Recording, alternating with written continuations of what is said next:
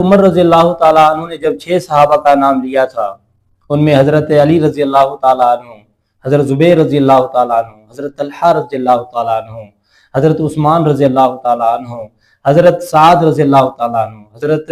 عبد الرحمن ابن عوف رضی اللہ تعالیٰ عنہ، یہ 6 صحابہ تھے جن کے نام حضرت عمر رضی اللہ تعالیٰ عنہ نے لیے تھے خلافت کے حوالے سے کہ یہی لوگ اس کے مستحق ہیں۔ تو ان میں جب حضرت عبد الرحمن ابن عوف رضی اللہ تعالیٰ عنہ نے ان 5 صحابہ کو فرمایا کہ میں آپ لوگوں کا مقابلہ نہیں کروں گا خلافت کے حوالے سے، آپ حضرات خلافت کی ذمہ داری مجھ پر ڈالتے ہیں تو آپ ہی میں سے میں کسی کو انتخاب کروں گا۔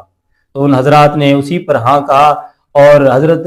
عبد الرحمن ابن عوف رضی اللہ تعالیٰ عنہ نے دیگر صحابہ سے مشورہ کیا، اور اس کے بعد انہوں نے انصار اور مہاجرین صحابہ بھی وہاں پر موجود تھے۔ حضرت ابو بکر کا کبھی دعویٰ ہے کہ ہم آل البیت ہیں؟ حضرت عمر کا یہ دعویٰ ہے؟ حضرت عمر تو خود ام کلثوم کا رشتہ حضرت علی سے مانگ رہے ہیں کہ قیامت کے دن میرا رشتہ آل البیت سے نکل آئے۔ اب مجھے بتائیں اس کے بعد آپ یہ کس طرح کہہ دیں کہ حضرت عمر اپنے آپ کو حضرت علی سے افضل مانتے ہوں گے؟ یار جو ان کی بچی کا رشتہ اس لیے مانگ رہا ہے کہ میری بھی نسبت تو اڑنا جوڑ جائے، تو آپ کو یہ وسوسہ بھی کیسے آ گیا کہ حضرت ابو بکر عمر آل البیت سے اپنے آپ کو بہتر سمجھتے ہوں گے؟ میں اپنی کو ورڈکٹ نہیں دے رہا، میں آپ کو logical think out of box کرنے پہ کہہ رہا ہوں کہ آپ صحابہ اور اہل بیت کو کمپیئر نہ کیا کریں، اہل بیت کے ساتھ کوئی بھی کمپیئر نہیں ہو سکتا۔ الرحمن ابن عوف رضی اللہ تعالیٰ عنہ نے علی رضی اللہ تعالیٰ عنہ کو مخاطب کر کے فرمایا کہ علی، میں نے لوگوں کے خیالات معلوم کیے ہیں، وہ عثمان رضی اللہ تعالیٰ عنہ کے برابر کسی کو نہیں سمجھتے، تو آپ اپنے دل میں کوئی ایسی بات نہ لائیں، اس لیے میں اللہ کی سنت اور رسول اللہ کے 2 خلفاء کی سنت کے مطابق اس کی بیعت کرتا ہوں۔ تو حضرت عبد الرحمن ابن عوف رضی اللہ تعالیٰ عنہ نے حضرت عثمان غنی کی بیعت کی، اس کے بعد مہاجرین اور انصار نے اور دیگر مسلمانوں نے بھی حضرت عثمان غنی رضی اللہ تعالیٰ عنہ کی بیعت کی۔ عبد الرحمن ابن عوف رضی اللہ تعالیٰ عنہ نے یہ اپنی طرف سے بات نہیں کہی، یہ کہا کہ یہ جو مہاجرین اور انصار ہیں وہ عثمان رضی اللہ تعالیٰ عنہ کے برابر کسی کو نہیں سمجھتے، یعنی وہ اسی کے افضلیت کے قائل ہیں۔ یہاں پر لوگوں کو بات سمجھ نہیں آتی ہے، لوگ کہتے ہیں کہ بھائی دیکھو یہ خلافت کی بات ہے، بھائی خلافت کی بات نہیں ہے، افضلیت کی بات ہے۔ ہمارے نزدیک خلافت افضلیت سے ملتی ہے، جو افضل ہوگا اسی کو خلافت ملے گی۔ تو حضرت عبد الرحمن ابن عوف رضی اللہ تعالیٰ عنہ نے اپنی طرف سے بات نہیں کہی کہ میں کہتا ہوں، بلکہ صحابہ سے پوچھا، اور خود حضرت عبد الرحمن ابن عوف رضی اللہ تعالیٰ عنہ بھی حضرت عثمان غنی رضی اللہ تعالیٰ عنہ کی فضیلت کے قائل تھے۔ تو عبد الرحمن ابن عوف رضی اللہ تعالیٰ عنہ نے حضرت علی رضی اللہ تعالیٰ عنہ کو مخاطب کر کے فرمایا کہ میں نے لوگوں سے پوچھا ہے، یعنی انصار اور مہاجرین سے پوچھا ہے، عثمان رضی اللہ تعالیٰ عنہ کے برابر کسی کو نہیں سمجھتے۔ یہ صرف حضرت علی رضی اللہ تعالیٰ عنہ کی بات نہیں ہے، بلکہ زبیر رضی اللہ تعالیٰ عنہ بھی ہیں، حضرت سعد رضی اللہ تعالیٰ عنہ بھی ہیں، حضرت طلحہ رضی اللہ تعالیٰ عنہ بھی ہیں، اور خود حضرت عبد الرحمن ابن عوف رضی اللہ تعالیٰ عنہ بھی ہیں۔ تو ان 5 صحابہ اور یہ 5 صحابہ کے مقابلے میں وہ حضرت عثمان رضی اللہ تعالیٰ عنہ کو افضل سمجھتے تھے۔ تو جب حضرت علی رضی اللہ تعالیٰ عنہ سامنے موجود ہیں، عبد الرحمن ابن عوف رضی اللہ تعالیٰ عنہ اس کو مخاطب کر کے فرما رہے ہیں کہ میں نے لوگوں سے پوچھا ہے، وہ عثمان رضی اللہ تعالیٰ عنہ کے برابر کسی کو نہیں سمجھتے۔ مولوی یا کسی مفتی کا انتخاب تو نہیں تھا، کسی عالم کا انتخاب تو نہیں تھا،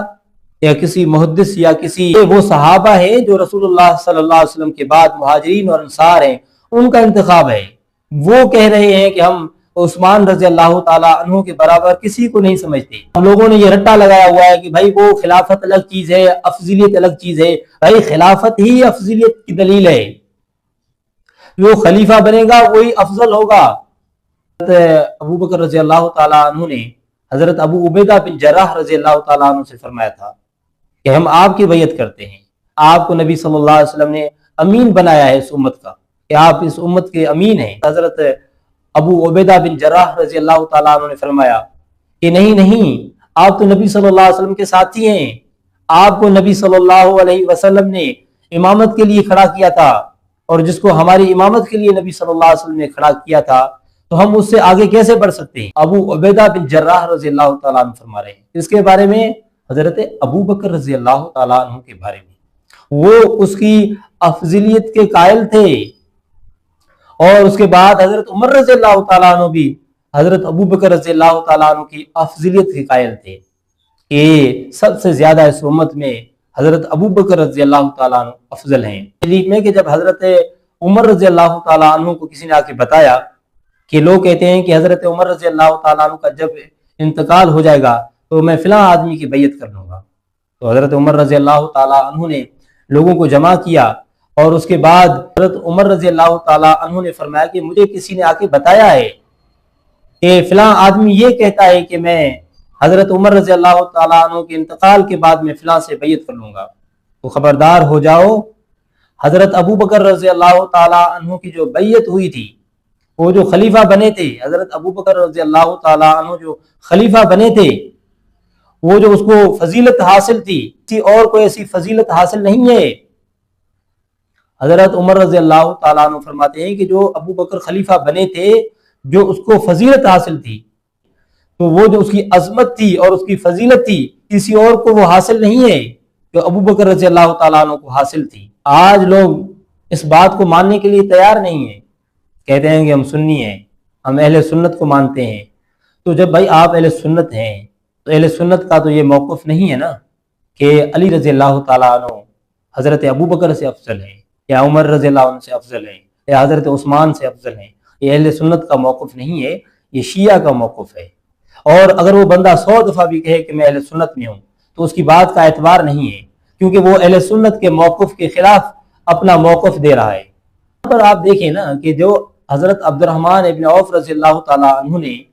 فرمایا کہ میں نے لوگوں کے خیالات معلوم کیے ہیں،